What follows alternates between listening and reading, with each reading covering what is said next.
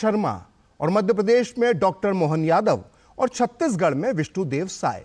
देश की सियासत में उभरी ये तीन नए छत्रप बीजेपी के लिए 2024 में कितना बड़ा मास्टर स्ट्रोक साबित होंगे, इस पर आज हम चर्चा करेंगे। और लोग ये भी कह रहे हैं कि विष्णु महेश भजन क्या है 2024 का मिशन। तो ये एक जो कल्पना किसी ने नहीं करी थी। बड़े बड़े राजनीतिक पंडित पहले तो चुनावी नतीजों को नहीं समझ पाए, खासकर छत्तीसगढ़ के जो नतीजे आए ये अंदाजा लगाना मुश्किल था कि वहां पर क्या होगा, और वही हुआ।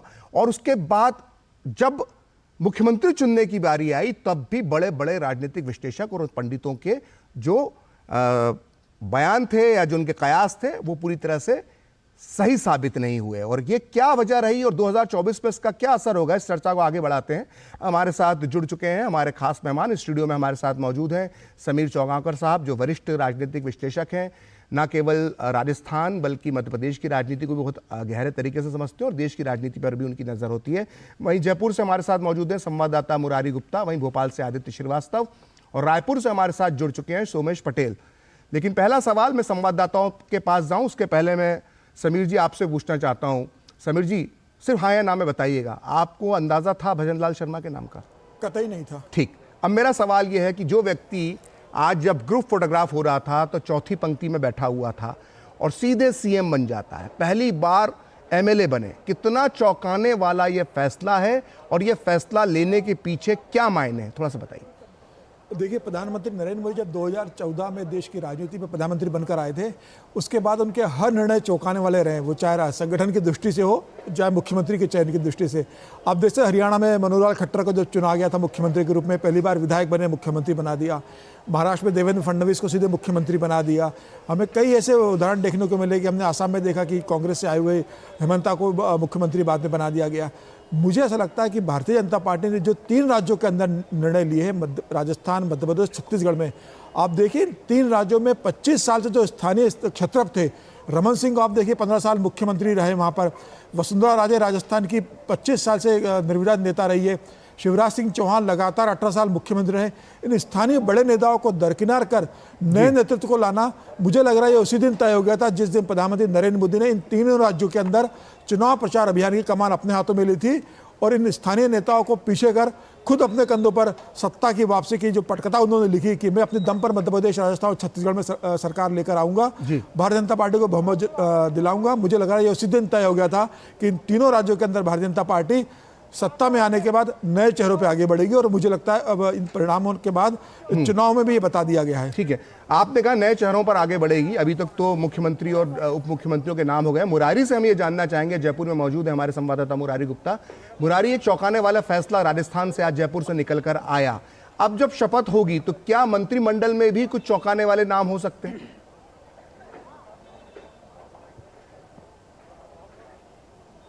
मुरारी, बिल्कुल, जिस तरह भजनलाल शर्मा का नाम सामने आया, भजनलाल शर्मा के नाम की घोषणा से 1 मिनट पहले तक भी जी 1 मिनट पहले भी उन लोगों को पता नहीं था कि ये नाम सामने आ सकता है। जैसे ही नाम सामने आया, कार्यकर्ताओं में खुशी की लहर फूटी। इस समय पूरा मैं जहां मौजूद हूं, बीजेपी मुख्यालय पूरा सजा हुआ है, भजनलाल शर्मा मुख्य खुद अंदर मौजूद हैं, लोगों की बधाइयाँ ले रहे हैं। तो आपका जो सवाल था कि किस तरह का समीकरण बनेगा, निश्चित रूप से आपने देखा होगा जिस तरह मुख्यमंत्री ब्राह्मण समाज से खुद हैं, दलित समाज से उप मुख्यमंत्री और राजपूत समाज से एक उप मुख्यमंत्री है, तो कहीं कहीं जो जातिगत समीकरण साधने की कोशिश की गई है राजस्थान में, वैसा ही कुछ आने वाले जो मंत्रिमंडल का गठन होगा उसमें निश्चित रूप से देखने को मिलेगा। लेकिन सबसे बड़ी बात ये होगी कि चूंकि भजनलाल शर्मा, प्रेमचंद बैरवा, दिया कुमारी तीनों ही नए विधायक हैं, पहली बार चुने प्रेमचंद नेता हैं, उनको मंत्रिमंडल में जगह मिलेगी, किस तरह उनका समायोजन किया जाएगा, निश्चित रूप से ये एक बड़ी चुनौती भजनलाल शर्मा के सामने होगी। तो चूंकि राजस्थान एक जातिगत समीकरण से में उलझा हुआ एक राज्य है जिसमें अलग अलग समूह है जिनकी एक अपेक्षा भी है, तो किस तरह उन समूहों को, उन जातिगत समूहों को भजनलाल शर्मा अपने मंत्रिमंडल में शामिल करते हैं, किस तरह संतुष्ट करते हैं, ये एक बड़ी चुनौती भी है। चुनौती खुद भजनलाल शर्मा के लिए भी होगी, पार्टी के लिए भी होगी। ठीक। समीर, अभी जैसे मुरारी बता रहे थे कि चुनौती है, क्योंकि ये जो तीनों नए चेहरे आए हैं ये इन्होंने संगठन में भी काम किया है और उस तरह से ये संगठन से निकलकर लोकसभा, राज्यसभा में सदस्य रहे, उसके बाद ये निकल कर आए हैं। अगर हम विष्णुदेव साय की बात करें तो वो बहुत वरिष्ठ नेता है, लेकिन अगर हम मोहन यादव की बात करें या हम अगर भजनलाल शर्मा की बात करें तो क्या ये जो पुराने छत्रप थे अब उनकी जगह पे नए छत्रप लाकर मोदी सरकार एक बड़ा मैसेज देना चाहती है कि अब बीजेपी में एक नए चेहरों का दौर शुरू हो चुका है? बिल्कुल, मुझे लगता है कि प्रधानमंत्री मोदी ने बहुत स्पष्ट संदेश दे दिया है कि अब नए लोगों के लिए जगह खाली करनी होगी। जो लंबे समय तक प्रदेश में जमे हुए हैं, अब उन्हें या तो केंद्र में आना होगा या मार्गदर्शक मंडल में जाकर प्रदेश के अंदर नेताओं का मार्गदर्शन करना होगा या प्रदेश स्तर पर संगठन की जिम्मेदारी संभालना होगी। थोड़ा सा राजनीतिक चुटकी लूं तो मतलब अब लगता है कि मार्गदर्शक मंडल अब हर राज्य में बन जाएंगे। बिल्कुल, और मैं तो कह रहा हूँ कि केंद्र के अंदर जो मार्गदर्शक मंडल बना हुआ है उसमें भी कुछ लोग 2024 के चुनाव के बाद आपको दिखेंगे कि उस मार्गदर्शक मंडल में जा सकते हैं। प्रधानमंत्री मोदी ने बहुत स्पष्ट कर दिया। और अब देखिए प्रखर जी, ये जो शुरुआत उन्होंने मध्य प्रदेश, राजस्थान और छत्तीसगढ़ से की है, यह यहाँ रुकने वाली नहीं है। 2024 के चुनाव अब दूर नहीं है, 3 महीने के बाद चुनाव होने वाले, तब आप देखेंगे कि किस तरीके से युवाओं को वहाँ टिकट दिया था। कई दिग्गज जो ये मान के चल रहे कि वो अगले 2024 की कैबिनेट में शामिल होंगे मोदी की, उनमें से कई लोगों को इस बार टिकट नहीं मिलेगा और नए युवाओं कई ब्यूरोक्रेट्स तरह के आएंगे। मुझे लग रहा है प्रधानमंत्री मोदी भारतीय जनता पार्टी को एक बहुत अलग लेवल पर लेकर जा रहे हैं। जो बड़े क्षेत्र पे उनसे कह दिया जाएगा कि आप संगठन के लिए काम करो, यहाँ जो जनता से जुड़ा रहेगा, जबरन स्तर पर काम करेगा, और कोई ये मान कर न चले कि वो सांसद बन गया है तो वो विधायक नहीं बन सकता। जो 20 साल पहले कैबिनेट मंत्री और मुख्यमंत्री बनने का दावा रखता था, वो ये मान कर न चले वो स्पीकर भी बन सकता है। नरेंद्र सिंह तोमर को स्पीकर बना के सीधा मैसेज दे दिया गया है और कई सांसदों को जो केंद्र में मंत्री थे उन्हें प्रदेश में भेजकर सिर्फ विधायक बना दिया गया है। तो संदेश ये है कि कोई किसी का भी पद स्थिर नहीं है, जनता के बीच जुड़े रहो, पार्टी कोई भी निर्णय ले सकती है। ठीक है, आपने छत्रपों की बात की और सबसे ज्यादा छत्रप जो है वो मध्य प्रदेश बीजेपी की राजनीति में पाए जाते हैं और भोपाल से अजीत द्विवेदी हमारे साथ हैं। अजीत, अब मोहन यादव कल शपथ लेंगे अपने मंत्रिमंडल के साथ, तो मेरा पहला सवाल तो ये है कि क्या मंत्रिमंडल भी उतना ही चौंकाने वाला होगा? और दूसरा सवाल ये है कि ठीक है, नरेंद्र सिंह तोमर तो विधानसभा अध्यक्ष बना दिए गए हैं, लेकिन बड़ा सवाल ये है कि शिवराज सिंह चौहान, प्रहलाद सिंह पटेल और कैलाश विजयवर्गीय की भूमिका क्या होगी? क्या ये 2024 के लिए कार्य करेंगे या हो सकता है कि मंत्रिमंडल में कुछ एक नया चौंकाने वाली खबर मंत्रिमंडल से भी निकल कर आ जाए? बिल्कुल प्रखर जी, देखिए जिस तरीके से कयास लगाए जा रहे हैं कि मध्य प्रदेश में जो चौंकाने वाला नाम आ सकता है, और लेकिन डॉक्टर मोहन यादव का नाम वो होगा, किसी ने भी अंदाजा नहीं लगाया था, लेकिन देखिए उनका नाम आया है और इसके एक नाम से बीजेपी ने कई हम कह सकते हैं कि दरों को साधा है, कई बहुत दूर की सोची है। अगर आप देखें तो मोहन यादव ओबीसी वर्ग से आते हैं और अगर आगे चल के जो लोकसभा के चुनाव है उत्तर प्रदेश और बिहार की अगर आप राजनीति देखें तो वहाँ पर यादव वर्ग जो है उसका काफी दबदबा है। वहाँ के जो मेन जो रीजनल पार्टी है वो भी यादव प्रभुत्व वाली है, तो इस पे एक साधने की कोशिश जो है की गई है मोहन यादव को सामने रखकर, और ये बहुत लंबा हम कहते हैं दूर की सोच के बीजेपी ने एक मोहन यादव को आगे रखा है। और देखिए संगठन के व्यक्ति हैं, लगातार वो संगठन में रहे, मालवा से आते हैं, संघ में भी उन्होंने काम किया है, तो विद्यार्थी परिषद में काम किया है, तो एक चेहरा ऐसा है जो कि एक बिल्कुल नया चेहरा है। और छत्रप की बात आपने की, देखिए मध्य प्रदेश में बीजेपी की पहली कोशिश थी कि मध्य प्रदेश में बहुमत में आना और पार्टी सरकार बनाना। इसके लिए बीजेपी ने अपने जितने भी लीडर थे जो कि मध्य प्रदेश से दिल्ली में थे, चाहे वो केंद्रीय मंत्री हो चाहे सांसद हो, उन्होंने क्षेत्रवार उनको यहाँ पर लगा दिया, काम पे लगा दिया, यहाँ पे टिकट उनको दे दिए, यहाँ पर चुनाव लड़वा दिया, जिससे कि बीजेपी को उसका फायदा मिला और उसका फायदा मिलता हुआ भी दिखाई दिया। और 163 सीटें जो है बम्पर जीत बीजेपी की हुई है। अब हम कह सकते हैं कुछ महीने बाद हो सकता है इनमें से जो कुछ नामों को वापस दिल्ली बुला दिया जाए, लोकसभा की टिकट फिर से दे दी जाए। ठीक है, इनमें से कुछ नामों को वापस दिल्ली बुलाया जा सकता है, ऐसा कयास अजीत द्विवेदी हमारे संवाददाता लगा रहे हैं। लेकिन मध्य प्रदेश में जो फैसला लिया गया है मोहन यादव को मुख्यमंत्री बनाने का, उसका असर बिहार और उत्तर प्रदेश की राजनीति में कितना पड़ सकता है, इस पर हम बात करेंगे समीर जी से, लेकिन लेते हैं एक छोटा सा ब्रेक।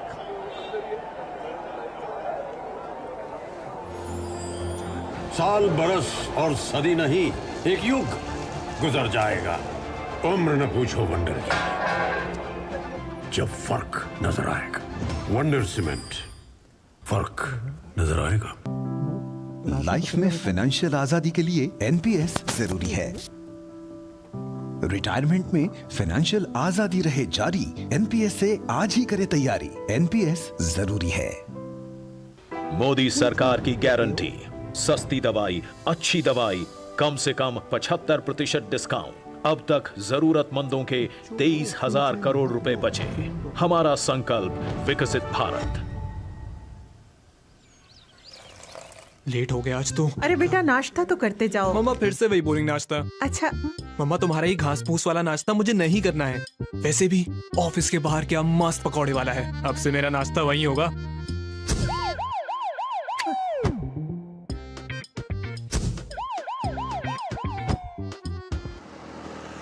क्या भैया, जब देखो टीवी देखते रहते हो, कभी तो वर्कआउट कर लिया करो। अरे ये वर्कआउट करके समय खराब क्यों करना है? टीवी पर नई वेब सीरीज आई है, आजा बैठकर देखते हैं। आप ही देखो। कब तक इस सायरन को अनसुना करते रहेंगे? भागदौड़ भरी जिंदगी, बिगड़ती हुई जीवन शैली और अनुचित खान पान देता है कैंसर से लेकर हृदय रोग, डायबिटीज, ब्लड प्रेशर, अनिद्रा जैसी कई गैर संक्रामक बीमारियों को निमंत्रण। आज ही शराब और धूम्रपान से नाता तोड़िए। एक लंबी और स्वस्थ जिंदगी के लिए शारीरिक गतिविधियों को अपनाइए, मौसमी फल और सब्जी खाइए। सेहत से खिलवाड़ की नहीं कोई माफी, बाकी समझदार को है इशारा काफी। तुम्हें पता है इन्वेस्टर्स के लिए एक इन्वेस्टर प्रोटेक्शन फंड होता है IPF, लेकिन अगर तुम्हारा ट्रेड एक्सचेंज पर एग्जीक्यूट नहीं हुआ या फिर कोई गारंटीड रिटर्न्स वाली स्कीम है तो ये IPF आपकी मदद नहीं कर सकता है। और अगर आपका ब्रोकर ही डिफॉल्टर बन जाए तो फिर IPF आपको कॉम्पेंसेशन दिला सकता है। कहाँ से सीखा? NSE की साइट पर। समझकर इन्वेस्ट कर। समय पर एडवांस टैक्स भरना है जरूरी, क्योंकि इससे होती है विकसित भारत के निर्माण की जरूरत पूरी। विकसित देश का लक्ष्य हासिल करने के लिए हर भारतीय का योगदान अत्यंत महत्वपूर्ण है। आपका एडवांस टैक्स देश के बुनियादी ढांचे को मजबूत बनाने, शिक्षा, सामाजिक योजनाएं व देश की सुरक्षा और स्पेस कार्यक्रम जैसे महत्वपूर्ण कार्यों को अंजाम देने में काम आता है। तो फिर अपनी एडवांस टैक्स की जिम्मेदारी समय पर पूरी करें। याद रखिए, वित्तीय वर्ष 2023-24 के लिए 75% टोटल पेएबल एडवांस टैक्स का भुगतान 15 दिसंबर 2023 तक किया जाना चाहिए। कंपनीज, कॉर्पोरेट्स या फिर सैलरीड एम्प्लॉइज जिनकी TDS या TCS कटने के बाद भी कर देयता 10,000 रुपए या उससे अधिक है, तो फिर एडवांस टैक्स देना आवश्यक है। प्रत्येक आयकर दाता एक राष्ट्र निर्माता। दादी, आज भी आपकी चाय की दुकान बंद थी? 1 महीने से बीमार हूँ, काम बंद और इलाज का खर्चा अलग। आयुष्मान कार्ड नहीं बनवाया? नाम सुना है, कहाँ बनवाना है, कैसे बनवाना है, इस उम्र में भाग दौड़। कार्ड अभी बन जाएगा। आयुष्मान ऐप पर जाकर अपना या परिवार के सदस्य का नाम लाभार्थी सूची में ढूंढें। आधार, OTP या फेस ऑथ द्वारा ऑथेंटिकेट करें। डिटेल्स भरें। अब मोबाइल से फोटो खींचकर अपलोड करें। बन गया। अब ठीक होकर अपने हाथ की चाय पिला दो। और एक प्रकार से PM जय अब गरीबों की जय बन गई है। 5 लाख तक के मुफ्त उपचार की गारंटी, स्वास्थ्य का वरदान आयुष्मान। साल, बरस और सदी नहीं, एक युग गुजर जाएगा। उम्र न पूछो वंडर की, जब फर्क नजर आएगा। वंडर सीमेंट, फर्क नजर आएगा। तो ब्रेक के बाद एक बार फिर आपका इस खास कार्यक्रम में स्वागत है। और जिस तरह के से आज राजस्थान से एक चौंकाने वाली खबर आई, उसका देश यही कह रहा है कि विष्णु, महेश और भजन क्या है 2024 का मिशन। और ब्रेक से पहले हमारे संवाददाता अजीत ये बता रहे थे, समीर, कि किस तरह से यूपी और बिहार को भी साधने की कोशिश हुई है। तो ये कितना बड़ा मास्टर स्ट्रोक है मोहन यादव जी को मध्य प्रदेश का मुख्यमंत्री बनाना। निश्चित रूप से मुझे लगता है कि ओबीसी मुख्यमंत्री शिवराज सिंह चौहान तो पड़ेगा। मुझे लग रहा है उसमें जो मोहन यादव को बनाया गया एक अच्छी चॉइस है। कोई यादव समाज को एक मैसेज देना है। अभी लोकसभा चुनाव आ रहे हैं, उत्तर प्रदेश लगा हुआ है, मध्य प्रदेश है राज्य, बिहार है जहाँ यादव की एक बड़ी संख्या है। हालांकि भारतीय जनता पार्टी के पास भूपेन्द्र यादव जैसे एक बड़े नेता भी है जो कैबिनेट में मंत्री है, लेकिन अब ये देखना होगा कि ये कैसा प्रदर्शन करते हैं और इनकी लोकप्रियता या ये वहाँ कितने यादव वोट बैंक को संदेश दे सकते हैं कि भारतीय जनता पार्टी के अंदर यादवों को भी मुख्यमंत्री बनने का मौका मिलता है, जो शायद समाजवादी पार्टी और राष्ट्रवादी कांग्रेस में नहीं है। कि वहाँ एक ही परिवार का मुख्यमंत्री यादव बनता है। तो मुझे लगता है कि ये मैसेज वो जो यादव मुख्यमंत्री आए वो परिवार से आए, अखिलेश हो चाहे तेजस्वी के हाथ में, ये मैसेज जरूर जाएगा भारतीय जनता पार्टी का कि देखिए भारतीय जनता पार्टी के अंदर कोई भी सामान्य कार्यकर्ता, एक आम कार्यकर्ता यादव एबीवीपी के संगठन से निकले, संघ के लिए स्वयंसेवक की बिल्कुल एक यादव मुख्यमंत्री बन सकता है, जो समाजवादी पार्टी और जो राष्ट्रवादी कांग्रेस, राष्ट्रवादी लालू प्रसाद की पार्टी में संभव नहीं है, तो मुझे आरजेडी में संभव नहीं है। तो मुझे ऐसा लगता है कि यादव वोट बैंक को जरूर ये महसूस होगा कि बेहतर है कि हम इन परिवारवादी पार्टियों के साथ जुड़े, इससे अच्छा हम भारतीय जनता पार्टी के साथ जुड़े, तो हो सकता है कल हम किसी प्रदेश के मुख्यमंत्री बने या केंद्र में मंत्री बने। अच्छा, यहां पर मैं एक बात समीर आपसे और कहना चाहूंगा कि बहुत कम लोग इस पर चर्चा करते हैं कि मध्य प्रदेश में भी 12 से 14% आबादी यादवों का वोट बैंक है। हालांकि मध्य प्रदेश में वो यादव वोट बैंक उस तरह का वोट बैंक नहीं कहलाता जैसा कि यूपी और बिहार में नजर आता है कि 12 से 14% यादव एमपी के अंदर है। और दूसरा बाबूलाल गौर, इसके पहले एक और यादव मुख्यमंत्री बन चुके हैं। तो एक बड़ा संदेश यहां पर देने की कोशिश की है। हमारे साथ रायपुर से सोमेश पटेल भी हैं। सोमेश, मध्य प्रदेश छत्तीसगढ़ को पहला आदिवासी मुख्यमंत्री मिलने वाले हैं, कल मिलने वाला है कल विष्णुदेव साय के रूप में। हालांकि अजीत जोगी के बारे में भी आदिवासी कहा जाता था, लेकिन उनकी जाति को लेकर कई विवाद थे। तो कह सकते हैं कि पहला आदिवासी मुख्यमंत्री जब छत्तीसगढ़ को मिलने वाला है, तो मेरे दो सवाल है। पहला सवाल तो ये कि मंत्रिमंडल किस तरह का हो सकता है, और दूसरा मेरा सवाल ये है कि इससे कितना बड़ा मैसेज न केवल छत्तीसगढ़ बल्कि अन्य आदिवासी राज्य जहां पे आदिवासियों की संख्या ज्यादा है उधर मैसेज गया है इसका। सोमेश,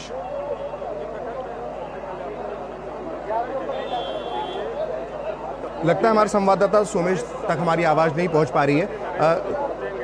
समीर, जो सवाल मैंने सोमेश से पूछा, अगर मैं यही सवाल आपसे पूछूं, क्योंकि छत्तीसगढ़ एक आदिवासी राज्य होने के बाद भी एक जिसको कोई विवाद ना हो ऐसा आदिवासी नेता उसको पहली बार मुख्यमंत्री के रूप में मिल रहा है, ये कितना बड़ा संदेश ना केवल छत्तीसगढ़ के लिए, जबकि पड़ोसी राज्य मध्य प्रदेश और आंध्रा और जैसे अन्य राज्यों में भी है जहां पर आदिवासियों की जनसंख्या बहुत ज्यादा है। निश्चित रूप से देखिए, अगर पूरे देश की बात करें तो 10 करोड़ आदिवासी जनसंख्या इस देश में है और 9% के करीब आदिवासी वोटर्स हैं। और देखिए, आदिवासी राष्ट्रपति प्रधानमंत्री नरेंद्र मोदी ने द्रौपदी मुर्मू के रूप में देश को दिए।